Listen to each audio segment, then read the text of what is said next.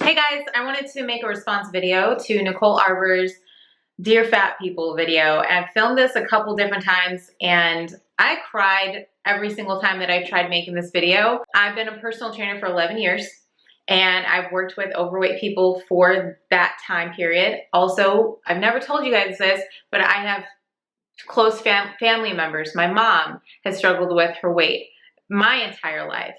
My grandmother had diabetes. I told you guys that before. My grandfather had heart disease. It runs in my family. People that I love the most. My mom, for instance, I'm so close with her, struggled with weight her whole life. So the reason that it makes me cry is because, and I'll get into all the other stuff too, but the main reason it makes me cry is because people like my mom, who is an amazing person, has to deal with this kind of shit all the time.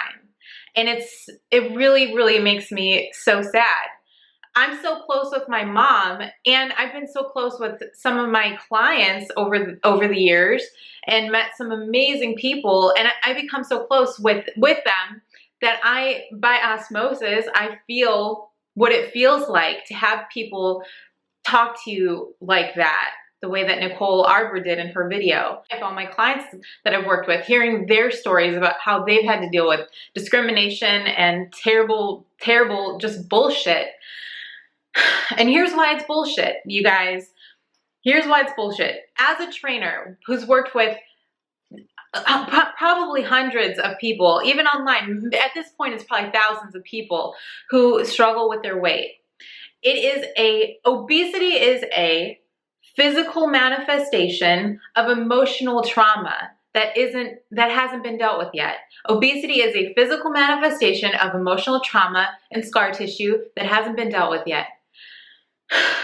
And everybody has battle scars. Everybody pretends like they have their shit together.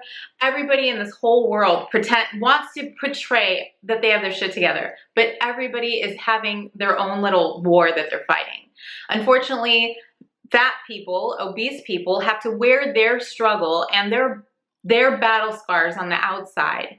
What has to happen for a person to get to 100+ pounds overweight, to reach a level of obesity, it's not laziness and it's not a lack of intelligence. Guess what it is? It's a whole life of abuse and trauma. Like I said, it's a whole life of abuse, trauma, neglect, sexual abuse, dealing with alcoholic parents, the stuff that has to happen for a person to be wearing their battle scars on the outside to get to that point. To get to that point is so heavy and so deep.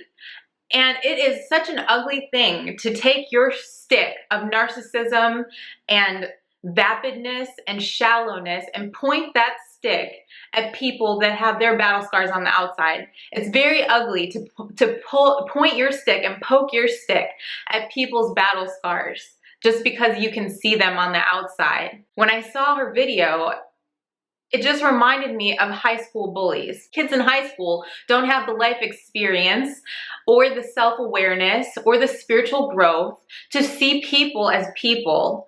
The kids in high school who haven't had the opportunity to meet people like my mother or the clients that I've worked with, or just interact with people on a real level and see people for people and not just their outer appearance, they don't have the tools to treat people with kindness, I guess. In this particular instance, I guess she doesn't have that muscle in her body. A lot of people are talking about body acceptance and how it's so wrong. It's so wrong for somebody to accept their body, and it's just fat acceptance is just a way to accept being unhealthy and an unhealthy lifestyle.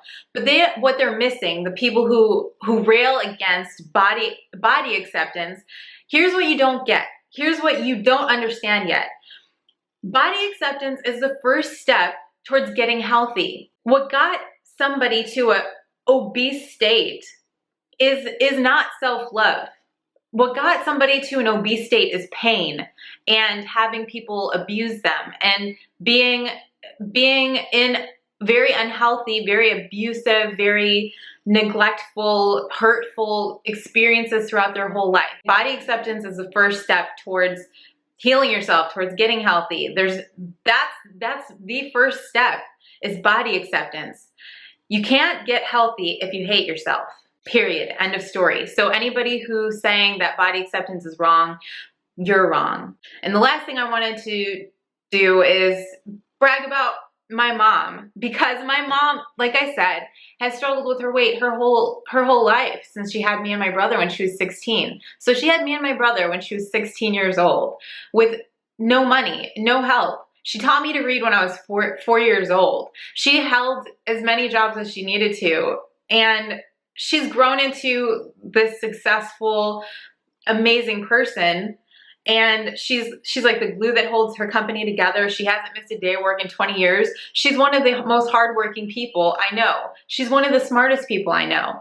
She's so amazing that people call her on the weekends to ask her for advice. Her employees call her on the weekends to ask her for advice about their love life, their life in general. Have you ever called your boss to ask for advice about life?